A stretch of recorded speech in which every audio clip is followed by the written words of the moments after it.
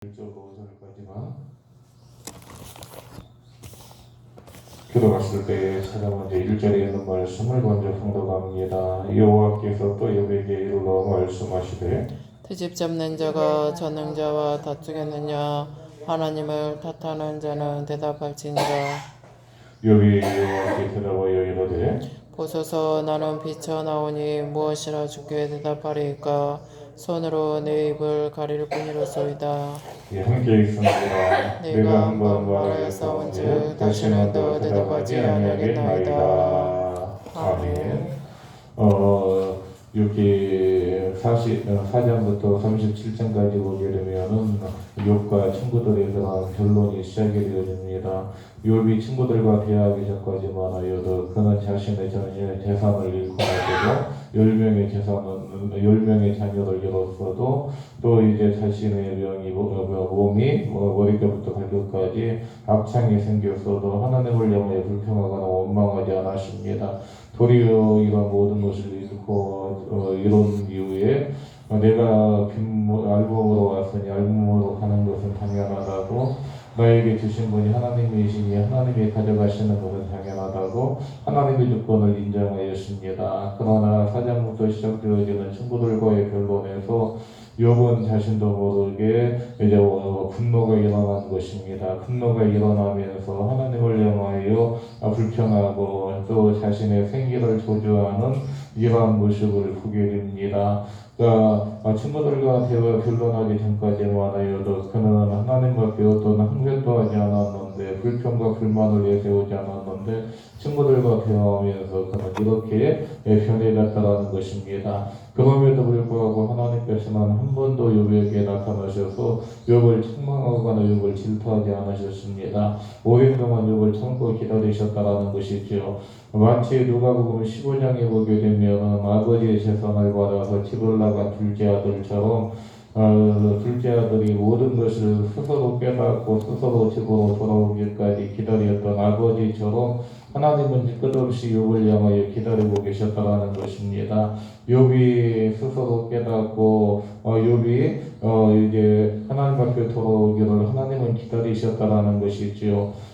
또 우리가 출애굽기에 보게 되면은 모세를 보게 됩니다. 모세는 애굽의 왕자로 있을 때에 자기가 이스라엘의 구원자가 스스로 구원자가 되려고 하였습니다. 그래서 고통받고 억압받는 동족인 이스라엘 백성을 위하여 그가 무엇인가 하려고 하였지만 그것이 실패로 돌아갔습니다.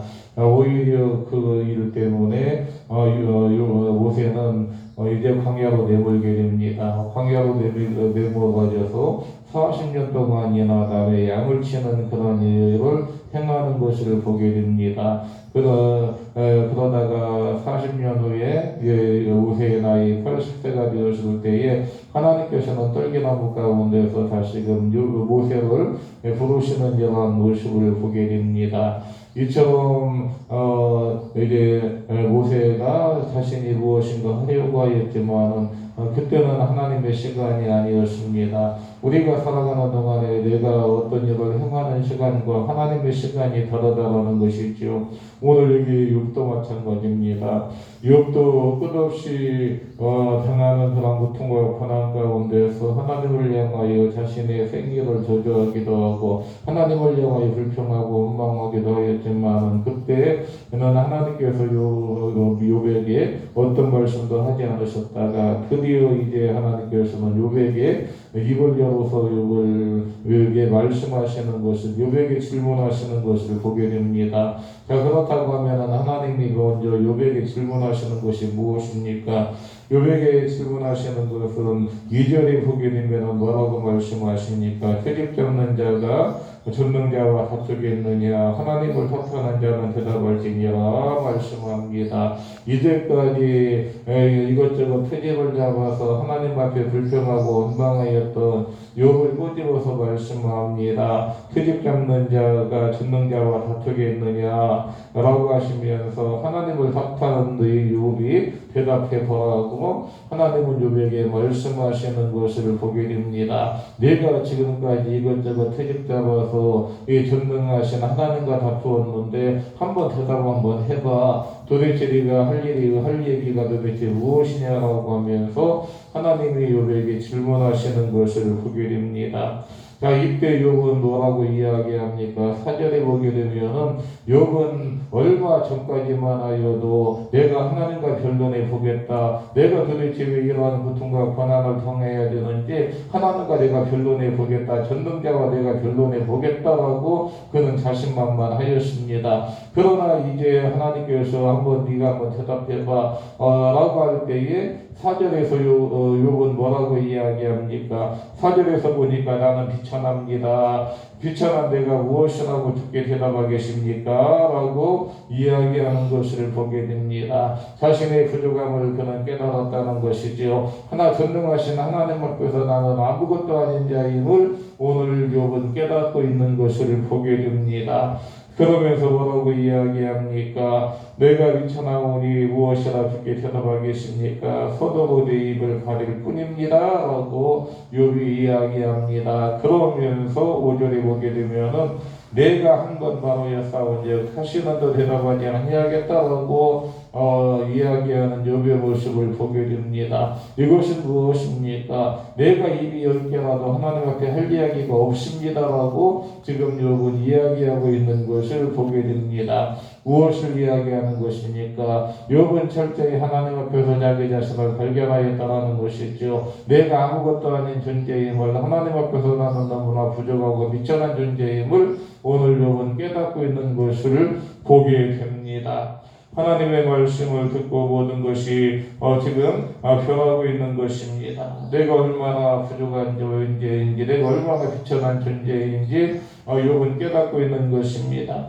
왜 욥이 이처럼 하나님 앞에서 겸손해집니까? 우리가 지난 시간까지 말씀을 생각해 보았던 39장에 보게 되면은 하나님께서는 끊임없이 욥에게 질문하십니다. 네가 산 염소에 새끼 나는 때를 네가 아느냐라고, 또한 나무사슴이 새끼 나는 것을 네가 보았느냐라고 이것저것 여러 가지 동물들을 비유하면서 말씀하시면서 하나님은 지금 욥에게 이것저것 질문하셨는데 이러한 모든 질문 앞에서 욥은 아무런 대답도 할 수 없었다라는 것입니다. 나는 너무나 부족한 존재이라는 것을, 인간은 너무나 유한한 존재임을 오늘 욥은 깨닫고 하나님은 전능하시고 하나님은 무한하신 분임을 오늘 욥은 깨닫고 있는 것입니다. 그래서 하나님 내가 입이 10개라도 나는 할 이야기가 없습니다라고 지금 욥이 대답하고 있는 것을 보게 됩니다. 이 말씀을 통해 우리가 알 수 있는 것이 무엇입니까? 이 말씀을 통해 우리가 알 수 있는 것은 하나님께서는 우리를 향하여 끝없이 참아주시고 인내하시고 기다려주시는 하나님이심을 우리가 알게 됩니다. 앞서 말씀드린 것처럼 누가복음 15장에 집 올라간 둘째 아들 이 탕자가 스스로 깨닫고 돌아오기까지 이 아버지가 한 일은 어떤 일입니까? 기다려준 것입니다. 이 아들을 당장 찾아 나서지 않았습니다. 얼마든지 이 아버지는 이 아들을 찾아 나설 수 있었지만은 또 찾아낼 수 있었지만은 이 아들이 스스로 깨닫고 돌아오기까지 아버지가 한 일은 그냥 기다려준 것입니다. 기다려주다가 이 아들이 돌아왔을 때에 이 아버지는 그 아들을 얼싸안고 내가 이 집의 종으로 오려고 하였지만은 이 아버지는 이 아들을 종으로 받지 아니하고 아들로 인정해 주었다는 것입니다. 그래서 그를 깨끗하게 목욕시킵니다. 손에 가락지를 끼워줍니다. 큰 잔치를 개설하는 이러한 모습을 보게 됩니다. 그렇습니다. 하나님이 오늘 우리를 향해서 끝없이 참아주시고 인내하시고 기다려주십니다. 내가 깨닫고 하나님께 돌아오기까지 하나님은 지금도 나를 기다려주고 계시는 것을 우리는 알아야 됩니다. 언제까지 하나님은 기다리십니까? 지금 욥의 신앙이 성숙하고 성장할 때까지 하나님은 기다리셨다는 것입니다. 욥이 하나님을 경외하고 순종하고 정직하여 악에서 떠났고 또 사랑하는 자녀들을 하나님 앞에서 바르게 양육하기 위하여서 또 자녀들이 생일이 되면 10명의 모든 자녀를 위하여서 번제를 드릴 정도로 그의 신앙이 아름답게 성장하였고 아름답게 세워졌지만은 그래도 하나님께서는 욥의 믿음이 성숙하고 성장해질 때까지 하나님은 기다리셨다라는 것입니다. 하나님은 지금도 나를 향하여 끝없이 참아주시고 인내하시고 기다려주십니다. 그 하나님의 인내하심이 하나님이 기다리심이 없었다면 오늘 우리의 삶은 어떻게 되었을까요? 하나님은 여전히 실수하고 하나님은 여전히 범죄하고 하나님은 여전히 악과 제 친구가 되어져서 지내고 있는 우리들을 향하여서 끝없이 참아주시고 기다려주시는 하나님, 나의 신앙이 성숙할 때까지 나의 신앙이 성장할 때까지 하나님은 끝없이 참아주시고 기다려주시는 하나님이신 것을 우리가 깨닫고 오늘도 나의 신앙이 성숙하고 성장하여 하나님이 기뻐하시는 자리에 이르도록 힘쓰고 애쓰는 저 여러분의 신앙과 삶이 되시기를 주님의 이름으로 축원을 드립니다. 기도합니다. 하나님 감사합니다. 이 아침도 저희들 주님의 전을 불러주시고 우리 주님이 우리에게 원하시는 신앙이 무엇인지 깨닫게 하시니 감사합니다. 하나님을 향하여 끝없이 불평하고 원망하였던 하나님과 당장이라도 변론해 보겠다, 하나님과 따져보겠다라고 하였던 욥에게 하나님은 질문하십니다. 한번 대답해 보라고 하면서 욥에게 질문하셨을 때에 하나님, 나는 유구무원입니다. 입이 10개라도 나는 할 말이 없습니다라고 하나님께 대답하였던 욥의 모습을 보게 됩니다. 아버지 하나님, 오늘 우리의 신앙이 하나님이 기다리시는 신앙, 하나님이 원하시는 신앙이 이르기까지 우리의 신앙이 성숙하고 성장할 수 있도록 은혜 허락하여 주시기를 원하옵나이다. 오늘 하나님의 시간과 너의 시간이 다른 것을 깨닫고 너의 시간을 이용하는 것이 아니라 하나님의 때 하나님의 시간을 기다리는 우리의 신앙이 되어줄 수 있도록 은혜 허락하여 주시기를 원하옵나이다. 아버지 하나님, 오늘 이 아침 시간도 피곤한 몸이 끌고 기도하게 올라와 간구하는 모든 마음의 소원과 기도의 제목마다 들어온다고 시작된 한 주간의 모든 삶, 주의 사랑하는 성도들 어느 곳에서 무엇을 행하든지 항상 하나님의 은혜 가운데 승리의 삶을 생활하게 하시고 하나님 중심, 교회 중심, 말씀 중심의 삶을 통하여 하나님의 영광 크게 드러낼 수 있는 복된 성도의 신앙과 삶이 되게 하시며 언제나 오가는 모든 소식이 주님의 은혜 안에 기쁘고 즐거운 소식만 오갈 수 있는 복된 한 주간, 복된 하반날의 신앙과 삶이 되게 하여 주시기 원하올 때에 예수님의 이름으로 감사하며 기도드립니다. 아멘. 하늘에 계신 우리 아버지여, 이름이 거룩히 여김을 받으시오며 나라의 마옵시며 뜻이 하늘에서 이루어진 것 같이 땅에서도 이루어지이다.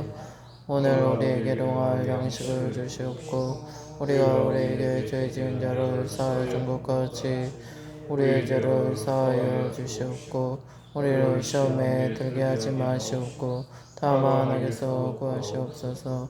나라와 권세와 영광의 아버지께 영원히 있사옵나이다. 아멘.